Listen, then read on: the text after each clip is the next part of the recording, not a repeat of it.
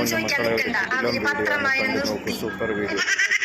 ഇടയ്ക്കിടയ്ക്ക് ഫോണിൽ സംസാരിക്കാന്ന് പറഞ്ഞിട്ട് ബാൽക്കണിയിൽ കയറി നിൽക്കണ്ട. അപ്പുറത്ത് വാടകയ്ക്ക് താമസിക്കുന്ന ആ തമിഴത്തി പെണ്ണ് വെക്കേറ്റ് ചെയ്ത് പോയി.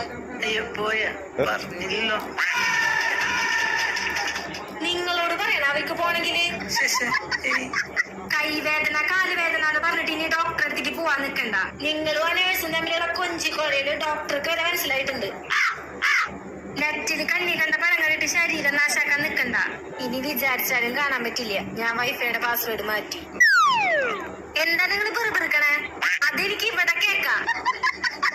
എന്റെ അനിയത്തിയുടെ പിറന്നാള് കഴിഞ്ഞ മാസം കഴിഞ്ഞതാ. ഇനി വിഷ് ചെയ്യാനാന്ന് പറഞ്ഞിട്ട് പാതിരാത്രി വിളിക്കാൻ നിൽക്കണ്ട. കൈ തട്ടി കാല് തട്ടി എന്ന് പറഞ്ഞിട്ട് എന്റെ ഫ്രണ്ട്സിന് വല്ല കോള് പോയിട്ട് സംസാരിക്കാൻ നിന്നാ പിന്നെ തന്നെ ഇതിലായിരിക്കും കൊണ്ടുപോവാ. പൈനാപ്പിള് തല വെച്ചിരിക്കുന്നതിലും നല്ലതാ. ഇങ്ങനെ ഒരു കോഴിനെയാണല്ലോ എനിക്ക് കിട്ടിയത്. നാണക്കേട് കൊണ്ട് പുറത്തിറങ്ങാൻ പറ്റണില്ല.